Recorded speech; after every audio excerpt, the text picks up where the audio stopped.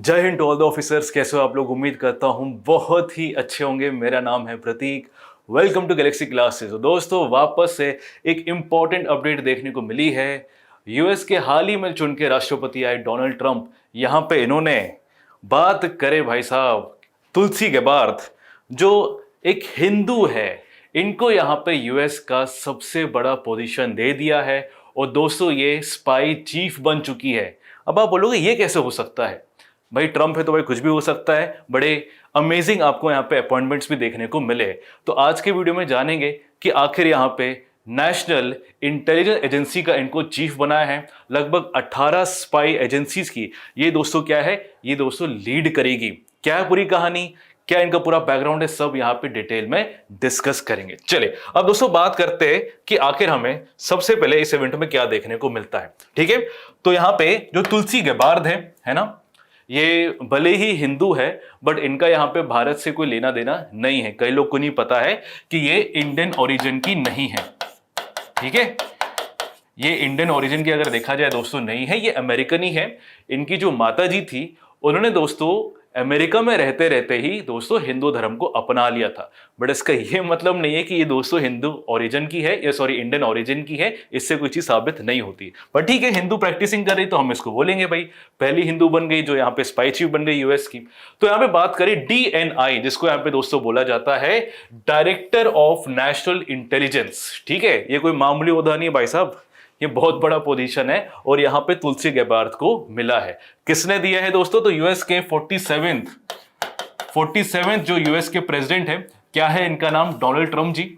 दूसरा टेन्योर इनका होने वाला है। इससे पहले अगर आप देखोगे तो डोनाल्ड ट्रंप यहां पे 2017 से लेके 21 तक क्या थे दोस्तों, ये यूएस के राष्ट्रपति थे। बड़ी बात है। अब बात करें दोस्तों, ये पहले डेमोक्रेटिक पार्टी से बिलोंग रखती थी, फिर बाद में इन्होंने कई सारे मतभेद होने लग गए तो इन्होंने उसको छोड़ दिया था। फिर बाद में ये रिपब्लिकन पार्टी में आ गई थी और ये हमें नतीजा देखने को मिलता है। दोस्तों ये बात थी, अगर मैं बात करूं 2020 की। ठीक है, 2020 में ये दोस्तों प्रेसिडेंशियल जब इलेक्शन चल रहा था उसमें भी क्या किया था, इन्होंने पार्टिसिपेट किया था। बट अगर देखा जाए तो हमें कोई खास इनके रिगार्डिंग कोई ज्यादा मैसिव वोट्स तो नहीं देखने को मिले। ठीक है, 2020 की बात करें तो इन्होंने रिपब्लिक पार्टी को ज्वाइन किया था। ठीक है, ट्रंप की बड़ी खास है भाई, ट्रंप इनको बहुत मानते हैं और अगर नहीं मानते तो यहाँ पे जो एक इंटेलिजेंस एजेंसी का डायरेक्टर बनाना ये कोई मामूली बात नहीं है। ठीक है, और ये लगभग दोस्तों 18 स्पाई एजेंसीज को क्या करेगी दोस्तों, ये लीड करेगी। अगर मैं बात करूं स्पाई एजेंसीज की, जैसे यहाँ पे FBI हो गया, ठीक है, साथ ही साथ बात करें CIA हो गया, हमने मूवीज में इन दोनों के बारे में बड़ा सुना है कि नहीं? तो इन सबको क्या करेगी दोस्तों, ये अच्छे से देखेगी, इन्हीं के अंदर सब होने वाला है। अब बात करते तुलसी गेबार्ड का पूरा बैकग्राउंड क्या है। ठीक है, तो दोस्तों इससे पहले भी ये यूएस आर्मी में ये काम कर चुकी है, बहुत इनका तजुर्बा है इसी फील्ड में, और ये लगभग 4 बार डेमोक्रेटिक पार्टी से चुनकर आई है। और ये दोस्तों पहली हिंदू विमेन भी है जिन्होंने यहाँ पे यूएस कांग्रेस में रिप्रेजेंट भी किया हुआ है। अगर मैं दोस्तों इनकी ओरिजिन की बात करूं तो नॉर्मली जो इनकी फैमिली भी है, ये दोस्तों यूएस के एरिया हवाई से बिलोंग रखते हैं। ठीक है, ये याद रखना, जैसे यूएस में आपको कैलिफोर्निया देखने को मिलता है, न्यूयॉर्क देखने को मिलता है, इनकी पूरी फैमिली हवाई से बिलोंग रखती है। ठीक है, और वहां से क्या करती दोस्तों, ये रिप्रेजेंट करती थी यूएस कांग्रेस में। ठीक है, चलो अब बात करते हैं ये पहली बार कब बनी दोस्तों।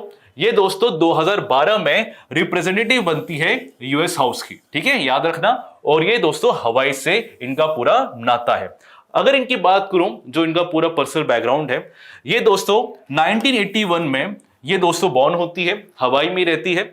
और दोस्तों इनकी जो फैमिली की बात करूं तो इनके जो फादर साहब थे ये एक समूह अमेरिकन थे। ठीक है, वहां की एक एथनिसिटी है।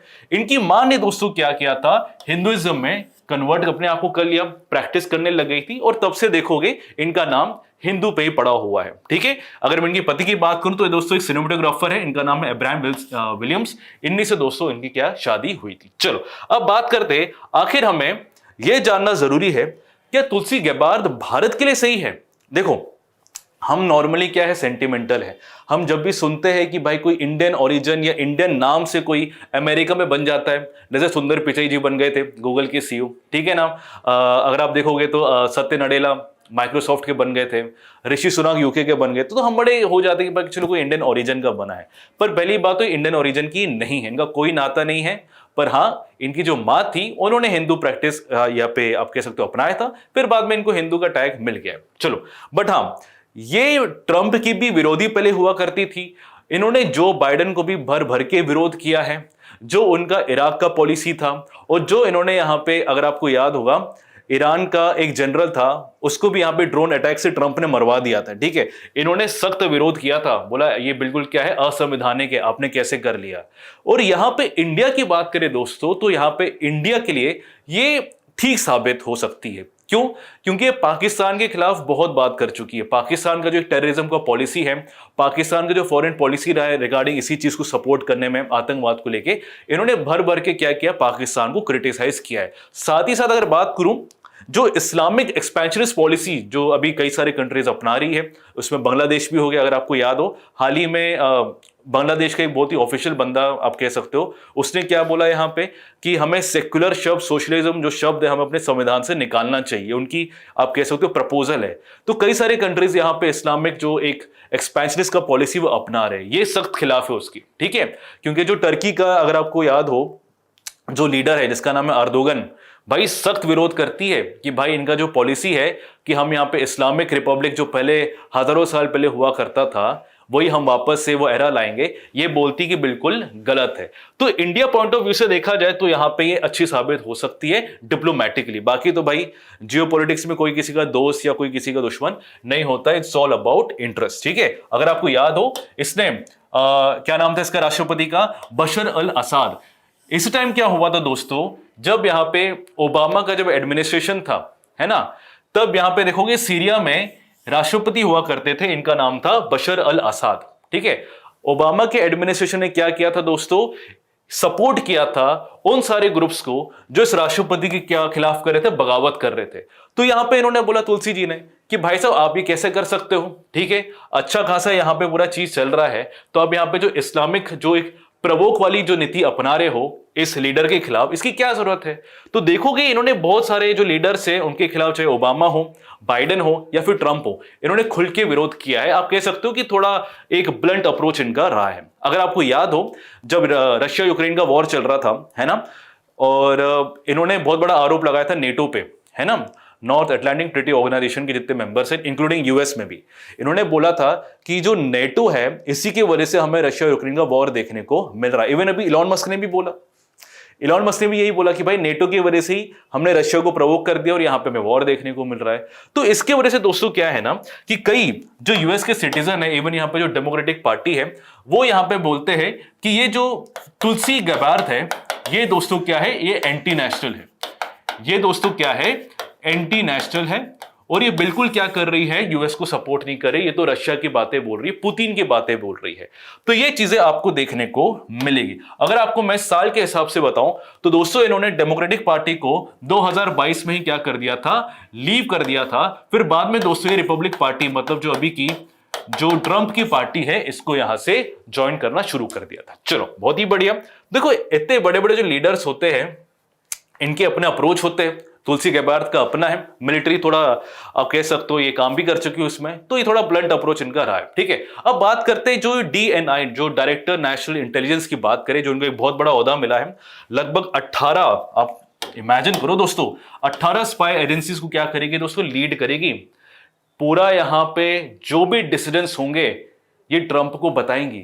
आप देख रहे हो, इमेजिन करो, बहुत बड़ी बात है। और यहां पे ये पहली हिंदू औरत बन गई जिनको ये पोजीशन मिला हुआ है। ट्रंप को एडवाइस करेगी, साथ ही साथ दोस्तों यहां पे एफबीआई हो गया, जैसे सीआईए हो गया, ये सारे एजेंसीज देखेगी, पूरा क्या करेगी, ओवरलुक करेगी। ठीक है, चलो, तो दोस्तों आई होप आपको ये सारी चीजें बड़े मजेदार तरीके से समझ आ रही है। अब बात करते हैं जो डीएनआई पोजीशन है, डायरेक्टर ऑफ नेशनल इंटेलिजेंस, जो स्पाई एजेंसी का चीफ होता है, इसकी शुरुआत कैसे हुई थी। अगर आपको याद हो, जब यहां पे 9/11 का टेररिस्ट अटैक हुआ था, कहां पे, यूएसए में, अगर आपको याद होगा, है ना, इसमें क्या हुआ था दोस्तों, एक बहुत ही बड़ा सबक यूएस को मिल गया। पहले तो जब भारत बोलता था कि टेररिज्म एक बहुत ही बड़ा मुद्दा है, आपको इसके रिगार्डिंग बात करनी चाहिए, इंडिया के क्या अगर देखोगे टेररिज्म का शिकार हो रहा है, तब तो अटल बिहारी वाजपेयी जी बोलते थे यूएस को पर तब मान नहीं रहे थे, जब खुद पे आ गई बात तो फिर यहां पे सतर्क हो गए, है कि नहीं? ये वही होता, अपने पे जब बात आती तभी इंसान रिएक्ट करता है, दूसरा भाड़ में जाए। यही तो था पॉलिसी यूएसए का। तो इसके बाद 9/11 के बाद इनको झटका मिला, फिर इन्होंने डिसाइड किया कि सिर्फ यहां पे CIA का जो चीफ का जो पोजीशन होता है इससे काम नहीं चलेगा। फिर इन्होंने क्या किया दोस्तों, यहां पे DNI का जो पोस्ट है, जो अभी चीफ तुलसी गैबार्ड बन गई है, इसकी यहां पे शुरुआत कर ली थी। अब जो CIA का जो चीफ होगा दोस्तों, ये क्या होगा, अब ये DNI को क्या करता है, रिपोर्ट करता है। ठीक है, पहले सुप्रीम पोजीशन भाई CIA के चीफ का हुआ करता था, अभी सेकंड मोस्ट पोजीशन में आ चुका है। ठीक है, अब दोस्तों अगर मैं बात करूं, इससे पहले जो यहां पे DNI की चीफ थी, इनका नाम था एवरिल हाइंस। ठीक है, एवरिल हाइंस, और ये भी दोस्तों पहली वुमेन थी जो यहां पे इस पोजीशन को हासिल की थी। तुलसी गैबार्ड दूसरी यहां पे महिला बन गई है, पहली हिंदू है। ठीक है, चलो दोस्तों, जितने भी हमारे इंपॉर्टेंट जो मैंने तुलसी गैबार्ड के बारे में इवेंट्स के थ्रू बताया है, आई होप आपको यहां पे मजा आया होगा। अब दोस्तों आपके लिए सवाल है, जल्दी से मुझे बता दीजिए दोस्तों, इनमें से कौन सा शहर है, स्टेट बोलो, यूनियन टेरिटरी बोलो, जो यहां पे 43rd इंडिया इंटरनेशनल ट्रेड को होस्ट करने वाला है? अगर आपको वीडियो इन्फॉर्मेटिव लगे जरूर शेयर कीजिए, लाइक कीजिए, सब्सक्राइब करना ना भूले। जय हिंद।